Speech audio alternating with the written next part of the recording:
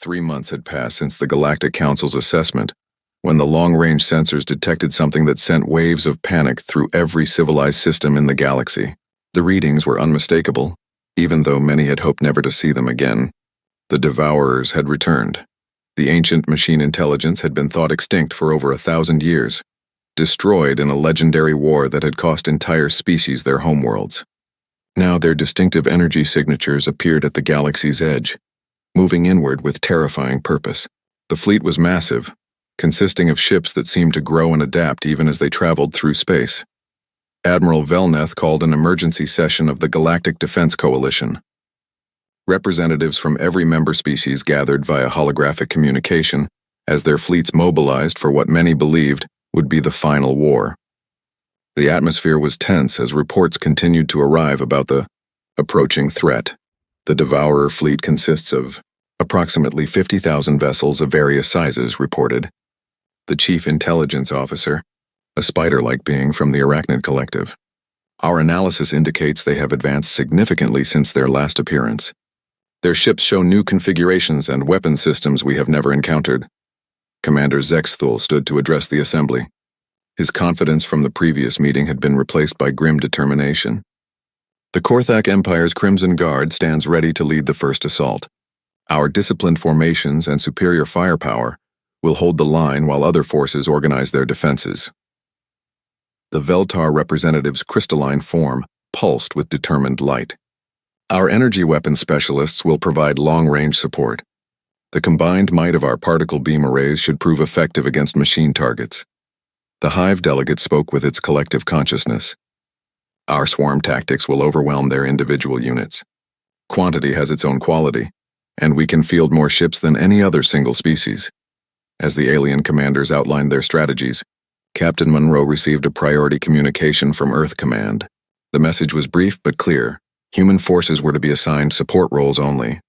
Medical evacuation, supply runs, and rear area security. No frontline combat assignments. Dr. Kate Sullivan commanded the human medical frigate fleet that had been stationed at various coalition bases throughout the sector. Her ships were equipped with the most advanced medical facilities Earth could provide, staffed by experienced doctors and medics who had trained for multi-species emergency care. Commander Ben Hayes led the small escort fleet assigned to protect the medical vessels during evacuation operations. The first engagement took place in the Kepler system, where Coalition scouts had detected an advanced Devourer probe force. The plan was simple and straightforward. The Korthak Crimson Guard would engage the enemy directly, while the Veltar energy weapons specialists provided covering fire from long range. The Hive would deploy swarm formations to overwhelm any breakthrough attempts. Zexthul commanded the operation from his flagship, confident that the combined might of 3 coalition species would easily handle what appeared to be a relatively small enemy force. The initial contact seemed to confirm this optimism, as coalition weapons found their targets and began destroying Devourer vessels. However, something unprecedented began to happen. The surviving Devourer ships started to adapt their defensive systems in real time. Energy weapons that had been effective in the first minutes of combat became less and less useful, as the machine intelligence analyzed the attack patterns and developed countermeasures. The Veltar commander watched, in horror, as his particle beams began to have no effect on enemy shields. "They are adapting to our energy frequencies," he reported, adjusting to compensate. But every adjustment the Veltar made was countered within minutes by the Devourer adaptive systems. Worse, the machines began to mimic coalition tactics, turning the aliens' own strategies against them. When the Hive deployed swarm formations, the Devourers responded with their own swarm patterns that proved more efficient and deadly. The Korthak Crimson Guard found their disciplined formations becoming a liability as the Devourers learned to predict their movements and coordinate devastating counterattacks. Ships that had fought together for decades suddenly found themselves outmaneuvered by an enemy that seemed to know their every move before they made it. Zexthul watched, his tactical displays with growing alarm as his forces began to take heavy casualties. All units adapt your formations. Switch to backup tactical patterns. The change provided temporary relief, but within an hour the Devourers had analyzed the new patterns and adapted once again. It became clear that any consistent strategy would eventually be turned against them by an enemy that learned faster than they could change. The battle turned into a rout as coalition forces found themselves fighting an enemy that seemed to anticipate their every move. The Veltar were the first to retreat, their energy weapons having become completely ineffective. The Hive's collective consciousness struggled to coordinate new tactics faster than the machine learning algorithms could adapt to. Them Zexthol's own flagship came under direct assault as Devourer units demonstrated they could now mimic Korthak combat patterns perfectly. Only a desperate retreat saved the Crimson Guard from complete annihilation.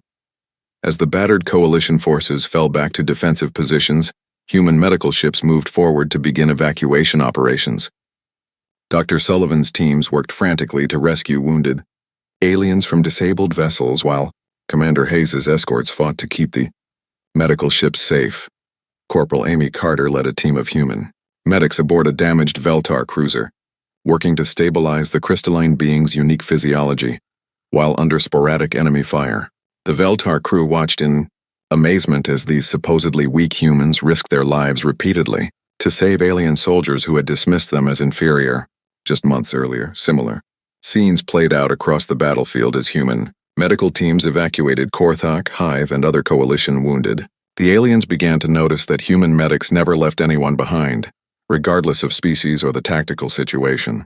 They also observed that human escort pilots showed remarkable skill at evasive maneuvers and defensive tactics. As the coalition retreated to regroup, reports came in from other systems where similar encounters had taken place. The results were always the same: initial success followed by rapid adaptation from the Devourers, leading to devastating defeats for conventional forces. Emergency war councils convened as the scope of the threat became clear. The Devourers were not just back, they were more dangerous than ever. Their ability to adapt to any conventional military strategy made them nearly impossible to defeat using traditional tactics. High Admiral Velneth addressed the assembled coalition leadership via secure communication. We are facing an enemy that learns from every engagement. Our standard military doctrine appears to be ineffective against their adaptive capabilities. Species representatives began to argue about alternative strategies.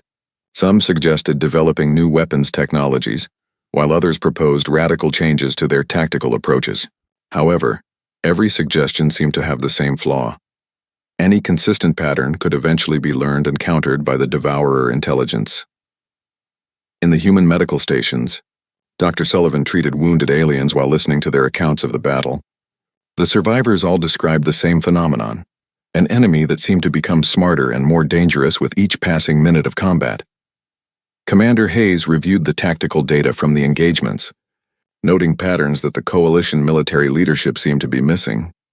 The Devourers' adaptation appeared to work best against predictable, disciplined forces that followed established military doctrine. As more systems fell to the advancing Devourer fleet, it became clear that the coalition needed new ideas and new approaches. The old ways of fighting were not only ineffective, they were actively counterproductive against an enemy that could learn and adapt faster than traditional military organizations could change. The stage was being set for a conflict that would challenge every assumption about warfare, strategy, and the nature of military strength itself.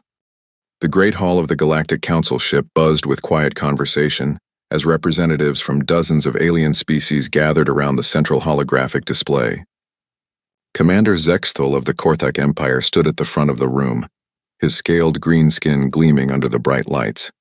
His yellow eyes swept across the assembled crowd with obvious confidence as he prepared to deliver his assessment of humanity's military capabilities. Captain Lisa Monroe sat in the observers section alongside Sergeant Jake Rodriguez, both wearing their crisp Human Defense Corps uniforms. They had been granted permission to witness this evaluation session, though they were not allowed to speak or participate in the discussions. Monroe kept her expression neutral as she watched the alien commander arrange his data files on the podium. Zexthol activated the holographic display, showing images of human soldiers in various combat situations. The first image showed a squad of Marines carrying a wounded comrade across a battlefield while under enemy fire. The Korthak commander pointed at the display with one of his clawed fingers and let out what could only be described as a dismissive snort. "Observe this behavior," Zexthol announced to the gathering. "These humans waste valuable time and resources to retrieve fallen or wounded personnel. Any logical military force would leave the injured behind and continue the mission. This emotional attachment makes them weak and inefficient in combat situations. Several alien representatives nodded in agreement. The insectoid hive delegate clicked its mandibles approvingly, while the crystalline Veltar representative's body glowed with what Monroe had learned indicated satisfaction with the assessment. The display changed to show human soldiers using kinetic weapons alongside more advanced energy weapons. Zexthul gestured at the primitive firearms with obvious contempt. "Look at these outdated projectile weapons," he continued. "While other species have moved beyond such crude technology, humans still cling to metal bullets and explosive devices. They appear unable to fully adapt to modern warfare techniques." Monroe felt her jaw tighten slightly, but she maintained her composure. Rodriguez shifted in his seat beside her, his hands clasped tightly in his lap. "Furthermore," Zexthul said as the display showed human military ceremonies and traditions, "they waste time on meaningless rituals and emotional displays. Their soldiers form personal attachments to their weapons, their units, and even their enemies. This sentimentality clouds their judgment and prevents them from making necessary tactical decisions." The Korthak commander brought up detailed anatomical charts, comparing humans to other species in the Galactic Defense Coalition. "Physically, they are among the weakest species we have encountered. They lack natural armor plating like my own people possess. They have no claws, fangs, or other natural weapons. Their strength is average at best, and their endurance is limited compared to species like the Veltar, who can fight for days without rest." A delegate from the Veltar civilization spoke up, her voice resonating with harmonic frequencies. "What about their technological capabilities? Surely they have some advantages in equipment or strategy." Zexthul's expression became even more dismissive. "Their technology is adequate but unremarkable. They show some creativity in engineering, but nothing that surpasses what other coalition species have already developed. Their military strategy relies heavily on these emotional bonds I mentioned earlier, which creates predictable patterns that any competent enemy could exploit." The display now showed human soldiers during training exercises. The aliens watched as the humans practiced various scenarios, working together in small teams with obvious coordination. However, Zexthul pointed out what he saw as flaws in their approach. "Notice how they refuse to abandon team members even in training simulations," he said. "They consistently choose group survival over mission completion. This makes them unsuitable for operations that require difficult tactical decisions. A proper military force must be willing to sacrifice individuals for the greater strategic goal." The Hive delegate spoke with its collective voice. "Do they show any exceptional abilities that might compensate for these weaknesses?" Zexthul considered the question for a moment. "They demonstrate some ability to adapt their tactics during combat, but this adaptability often leads to inconsistent results. They lack the disciplined precision that comes from proper military hierarchy. Their soldiers are encouraged to think independently, which creates chaos in coordinated operations." Monroe and Rodriguez exchanged a quick glance. They had both served in enough joint operations to know that human tactical flexibility was often what saved the day when rigid battle plans failed, but they remained silent.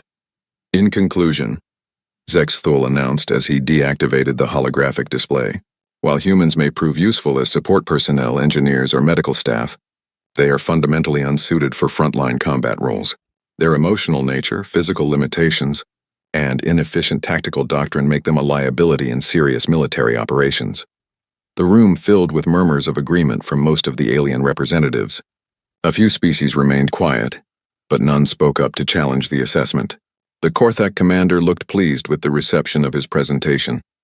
High Admiral Velneth of the Galactic Council stood to address the assembly. "Thank you, Commander Zexthul, for this thorough analysis. Based on this evaluation, humanity's application for full combat membership in the Galactic Defense Coalition will be reviewed accordingly. They will be offered positions in support roles commensurate with their demonstrated capabilities." The Admiral turned toward the human observers. "Captain Monroe, Sergeant Rodriguez, you are dismissed. Please convey our decision to your superiors. Earth's contributions to the Coalition will be valued in appropriate non-combat capacities." Monroe stood and saluted formally. "Understood, Admiral. We will relay your decision to Earth Command." As the two humans made their way out of the Great Hall, they could hear continued discussion about their species' limitations. The aliens spoke openly about humanity's weaknesses, apparently unconcerned that the human representatives might still be within earshot. Once they reached the corridor outside the meeting hall, Rodriguez finally spoke in a low voice. "They have no idea what they just did, do they?" Monroe allowed herself a small smile. None whatsoever. Command expected this reaction. That's why we have the backup plans ready. They walked in silence toward their transport shuttle, both thinking about the reports they would need to file. Earth's military leadership had prepared for this scenario, knowing that alien species would likely underestimate human capabilities. The dismissive attitude they had just witnessed would make the eventual revelation all the more impactful. As their shuttle departed the Galactic Council ship, Monroe looked back at the massive vessel through the viewport. She wondered how long it would be before they saw it again, and under what circumstances that reunion might occur. Something told her it would be sooner than anyone expected. The Galactic Defense Coalition headquarters had become a place of barely controlled panic, as reports continued to arrive from the front lines. System after system fell to the advancing Devourer fleet, and every conventional military strategy had proven not just ineffective but actively harmful against an enemy that learned faster than they could adapt. Admiral Velneth stood before a holographic display, showing the current tactical situation. Red markers indicated lost systems. Yellow showed contested areas, and the shrinking patches of blue represented coalition-controlled space. The alien leader's usually calm demeanor showed cracks of stress as he addressed the emergency council session. We have lost 17 major systems in the past 2 weeks, the Admiral reported. Our casualty rates are approaching 60% in fleet engagements. Every battle teaches the Devourers more about our tactics, while we learn nothing useful about theirs. Commander Zexthal's scaled face showed the strain of recent defeats. His once proud Crimson Guard had been reduced to less than 30% of its original strength. Our most disciplined formations have become liabilities. The enemy predicts our movements with increasing accuracy. Traditional military hierarchy appears to be working against us. The Veltar representative's crystalline form pulsed with frustrated energy patterns. Our analysis suggests the Devourer's machine intelligence processes tactical data faster than any biological mind can adapt. We cannot outthink a computer that learns from every microsecond of combat. Several species representatives began arguing about possible solutions. Some suggested retreating to fortified positions and waiting for the enemy to make mistakes. Others proposed developing entirely new weapons technologies that the Devourers had never encountered. However, every suggestion seemed to face the same fundamental problem. Any pattern could eventually be learned and countered. In the back of the chamber, Captain Monroe and Sergeant Rodriguez sat quietly in the observers section. They had been called to headquarters for debriefing about human medical operations during the recent battles. Their reports had mentioned several observations about Devourer behavior that the Coalition leadership had initially dismissed as irrelevant. As the debate continued without reaching any productive conclusions, Admiral Velneth's aide approached him with an urgent message. The Admiral read it quickly, his expression growing even more grim. I have just received confirmation that the Zerion system has fallen. The Devourer fleet is now only 6 systems away from the Coalition's core worlds. A heavy silence fell over the chamber as the implications became clear. At their current rate of advance, the Devourers would reach the most populated areas of Coalition space within weeks. Billions of lives hung in the balance, and conventional military wisdom offered no solutions. It was then that Counselor Threshmar of the Diplomatic Corps spoke up with an unexpected suggestion. Perhaps we should consider unconventional approaches to this problem. Are there any military traditions or techniques we have not yet explored? Several representatives looked puzzled by the question. The Coalition's military doctrine had been developed over centuries of warfare between various species, incorporating the best tactics and strategies from each member civilization. What could they have missed? High Admiral Velneth's gaze fell on the human observers. During the recent medical evacuations, human personnel had demonstrated some unusual capabilities that had caught the attention of Coalition intelligence officers. Their medical teams had successfully rescued personnel from situations that other species had considered hopeless, and their escort pilots had shown remarkable adaptability under pressure. Captain Monroe, the Admiral said, addressing the human representative directly. Your people have been assigned to support roles during this conflict. However, I am curious about human military capabilities that may not have been fully evaluated during your initial assessment. Monroe stood and moved to the center of the chamber. Admiral, human military doctrine differs significantly from Coalition standards. Our approach to warfare emphasizes adaptability, individual initiative, and tactical flexibility, rather than rigid hierarchy and predictable formations. Zexthol's yellow eyes narrowed with skepticism. We have already established that human emotional attachments and inconsistent tactics make your forces unsuitable for serious military operations.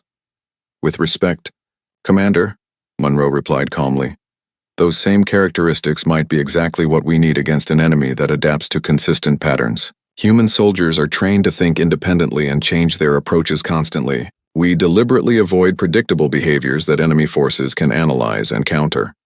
The Hive delegate's collective voice expressed confusion. How can military forces function effectively without coordinated patterns and disciplined formations? Chaos cannot defeat organization. Sergeant Rodriguez joined Monroe at the center of the chamber. Our tactical doctrine is based on controlled chaos. Small unit operations with independent decision-making authority. Soldiers who can adapt their methods minute by minute based on changing conditions. We have found that unpredictability is often more valuable than perfect coordination. The Veltar representative's form flickered with interest. You are suggesting that inconsistency could be a weapon against an enemy that relies on pattern recognition? Monroe nodded. Human military history is full of examples where unconventional tactics defeated superior forces. We learned long ago that rigid military thinking can become a weakness when facing adaptable enemies. Our soldiers are taught to break rules when necessary, and to value mission success over tactical purity. Admiral Velneth considered this information carefully. The coalition was facing extinction, and conventional approaches had proven worse than useless. Perhaps it was time to try something completely different. What would human forces require to participate in frontline combat operations? Authorization to deploy our own tactical methods without interference, Monroe replied. Our soldiers work best when given mission objectives rather than detailed operational plans. We need the freedom to adapt our approaches based on battlefield conditions. Zexthol's voice carried obvious skepticism. You are asking us to trust the defense of civilization to undisciplined forces using primitive weapons and emotional decision-making. We are asking you to trust the defense of civilization to forces that cannot be easily predicted or countered by machine intelligence, Rodriguez corrected. Our emotional decision-making is exactly what makes us unpredictable. Our primitive weapons work in ways that energy-based systems do not. Our undisciplined approach means we can change tactics faster than any computer can adapt. The chamber filled with heated discussion as various species debated the merits of this unconventional proposal. Some representatives argued that desperation was driving them to consider ridiculous options.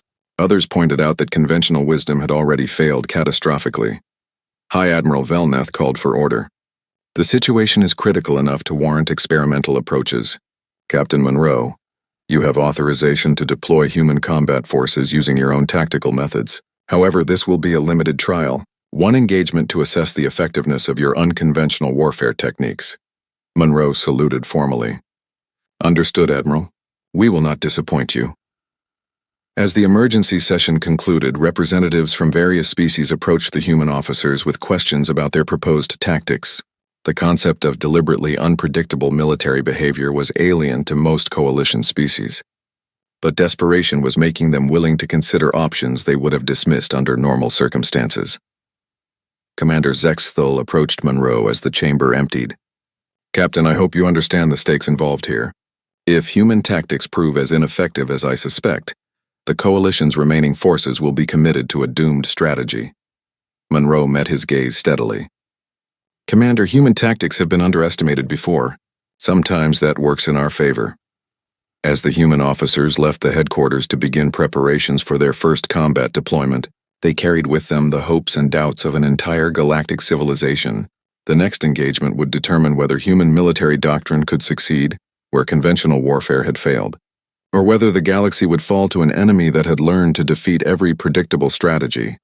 The Kepler system became the testing ground for humanity's first major combat deployment against the Devourers. Captain Monroe had carefully selected a diverse group of human military personnel, representing different branches and specialties.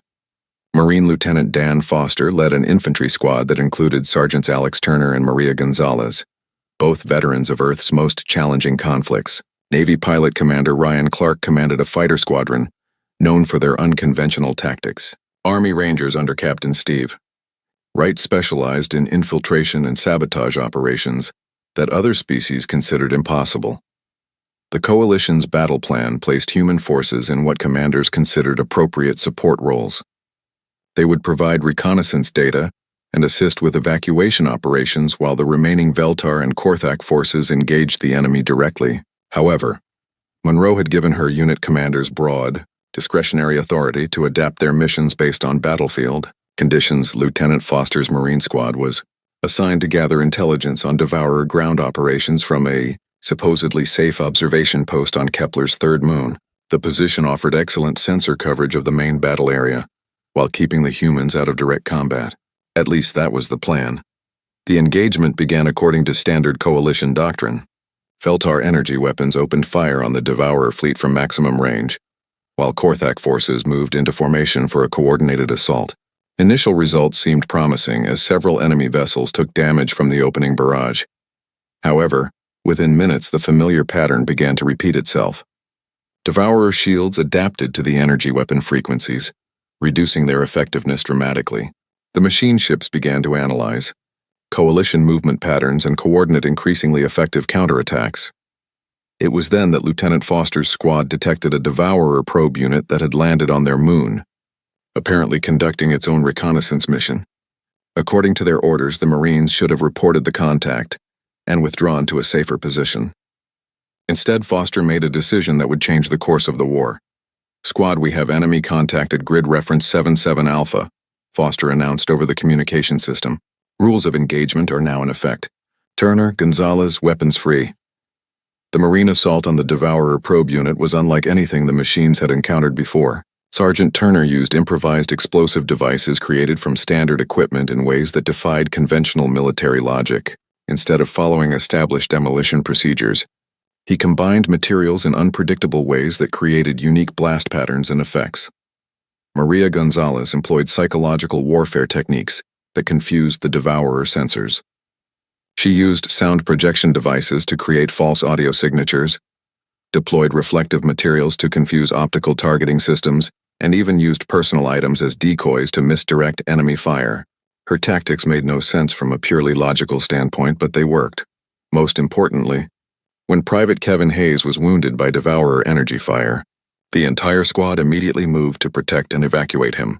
This behavior, which Commander Zexthul had specifically criticized as inefficient, proved to be the key to their success. The Devourer probe unit's artificial intelligence was designed to predict and counter logical military behavior.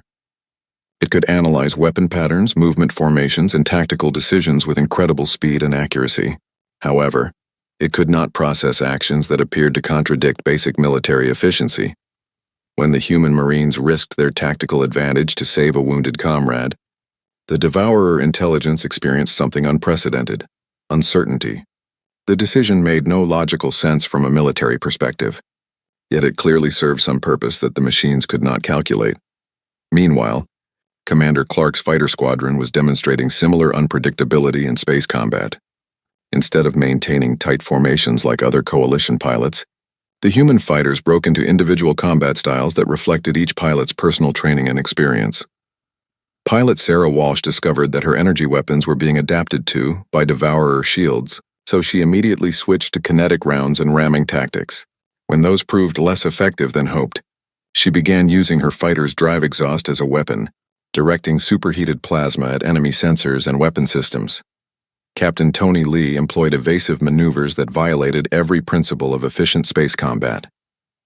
His flight patterns were so erratic that they confused both enemy targeting systems and friendly observers. However, his survival rate was significantly higher than pilots who used standard coalition tactics. The breakthrough came when Captain Wright's Rangers managed to infiltrate a Devourer command ship using stealth, techniques that predated space combat by thousands of years. Wright led his team through the enemy vessel's maintenance passages, avoiding detection by using methods that machine intelligence had no reference points for.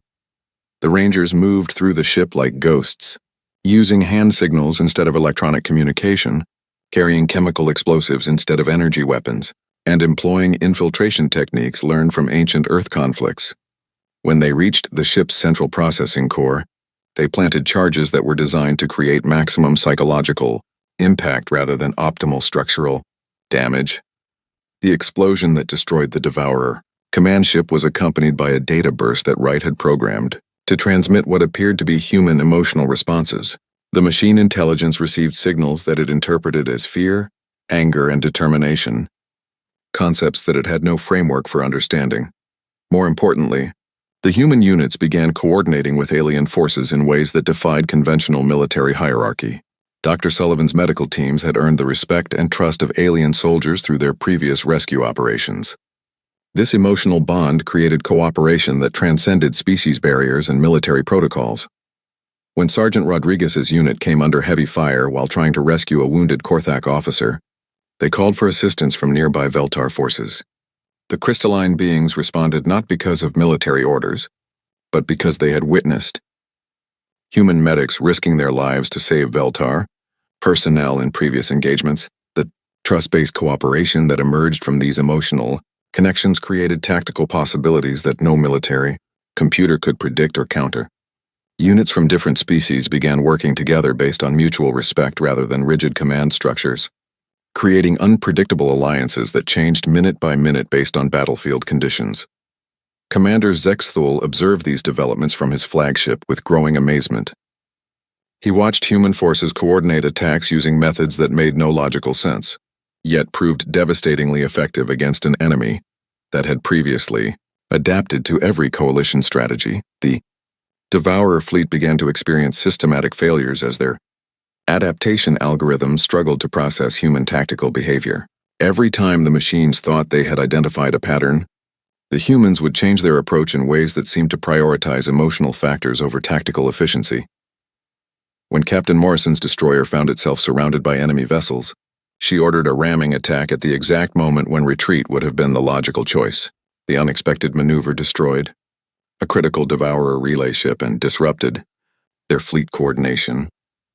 At a crucial moment in the battle, the engagement ended with the Devourer forces withdrawing from the Kepler system for the first time since their return.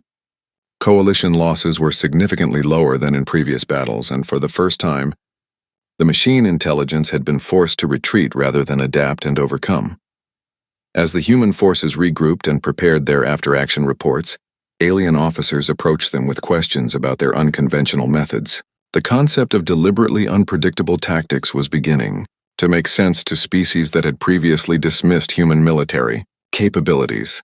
Commander Zexthul requested a private meeting with Captain Monroe. "Your forces performed beyond our expectations," he admitted. "However, I still do not understand how chaos and emotion can be more effective than discipline and logic." Monroe smiled slightly. "Commander, the strongest fortresses can be defeated by enemies who refuse to attack where they are expected. Sometimes the best strategy is to have no strategy at all." The final confrontation came sooner than anyone expected when long-range sensors detected the main Devourer fleet moving directly toward Earth itself. The machine intelligence had apparently decided that humanity represented the most dangerous threat to their expansion and needed to be eliminated immediately. The entire remaining coalition fleet gathered in Earth's solar system for what everyone understood would be the last battle. High Admiral Velneth had restructured the entire command hierarchy based on the lessons learned from human tactical successes. Instead of rigid formations and predictable strategies, coalition forces were organized into flexible battle groups with human advisors integrated throughout the fleet. Commander Monroe found herself in overall tactical command, a responsibility that would have been unthinkable just months earlier. The most surprising development was Commander Zexthul's request to serve directly under human command. The proud Korthak warrior had witnessed human tactical methods firsthand and wanted to learn how emotional decision-making could be incorporated into military strategy. Monroe assigned him to work alongside Sergeant Rodriguez's unit, forcing the alien commander to observe human methods at the squad level. The Devourer fleet that approached Earth was massive beyond anything previously encountered, thousands of ships in configurations that seemed to shift and change as they traveled through space. The machine intelligence had been learning from every engagement, and their vessels now incorporated countermeasures for every known coalition tactic and weapon system. As the enemy fleet entered the outer solar system, Captain Monroe activated the coalition's new tactical approach. Instead of meeting the Devourers with organized formations, human-led battle groups spread throughout the system in apparently random patterns. Each group operated independently with mission objectives rather than detailed battle plans. Lieutenant Foster's Marines had been assigned to defend one of Earth's orbital stations, but he received authorization to interpret his mission broadly. When Devourer landing forces approached the station, Foster made a decision that epitomized human tactical thinking. Instead of establishing defensive positions, he led his squad in a direct assault on the enemy landing craft. The attack made no logical sense from a defensive standpoint, but it caught the Devourer forces completely off guard. Sergeant Turner used mining charges from the station's construction supplies to create improvised weapons that the machines had never encountered. Maria Gonzalez coordinated with the station's civilian population to create chaos that confused enemy sensors and targeting systems. When Private Hayes was injured during the assault, the squad's response demonstrated the power of human emotional bonds. Every Marine immediately moved to protect their wounded comrade, but they did so in ways that turned the rescue into a tactical advantage. Their desperate determination to save Hayes created fighting intensity that no machine intelligence could calculate or predict. Commander Zexthal witnessed this behavior firsthand and finally understood what human officers had been trying to explain. The emotional attachment that he had criticized as weakness actually created strength that transcended individual capabilities. The Marines fought not just for victory but for each other, and this motivation made them far more dangerous than any purely logical force. In space, Commander Clark's fighter pilots were engaging Devourer vessels using tactics that evolved minute by minute. Pilot Sarah Walsh discovered that ramming attacks were particularly effective against machine ships because the artificial intelligence could not comprehend suicidal tactics used for tactical advantage rather than desperation. Her seemingly reckless maneuvers destroyed several enemy vessels that had adapted to every conventional weapon system.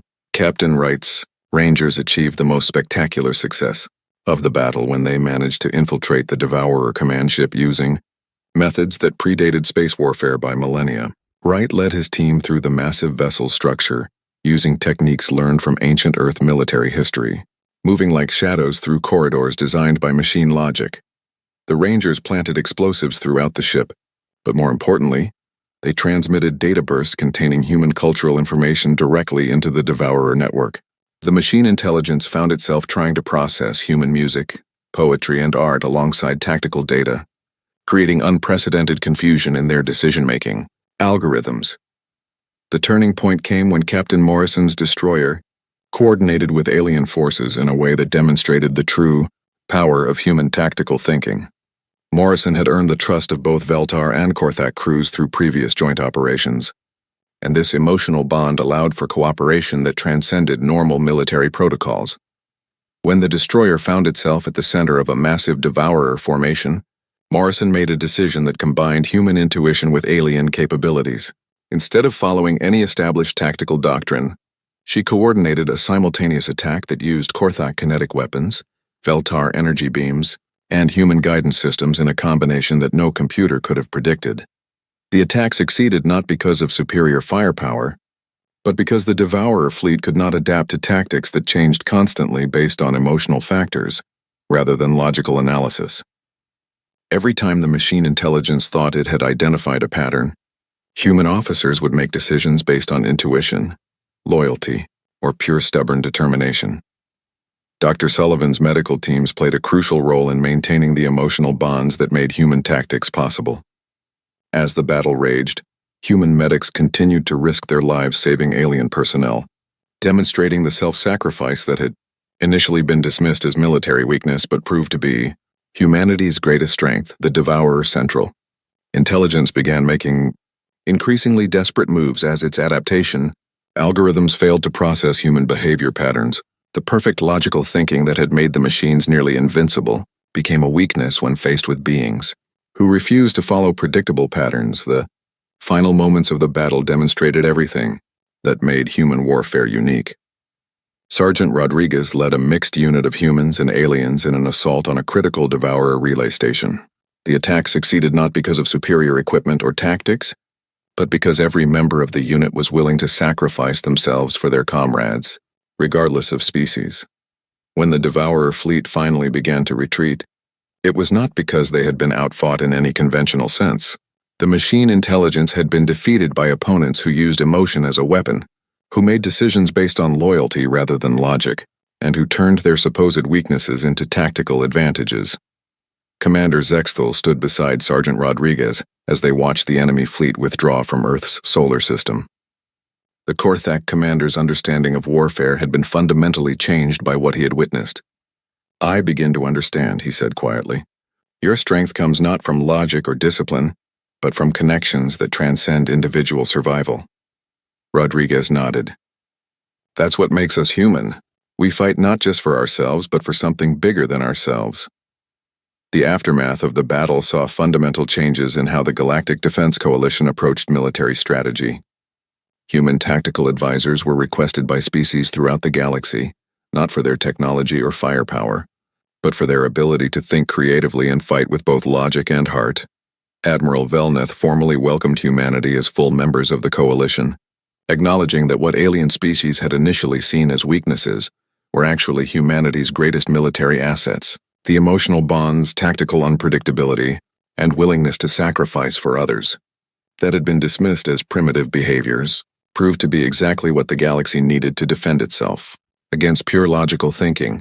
"Captain," Monroe accepted the coalition's offer on behalf of Earth, knowing that humans would now serve not as junior partners, but as teachers of a new kind of warfare that combined the best of logical strategy with the unpredictable power of emotion and sacrifice. The final scene showed human and alien soldiers training together, with Zexthal learning from Rodriguez that true military strength came not from following rules, but from knowing when and how to break them for the greater good.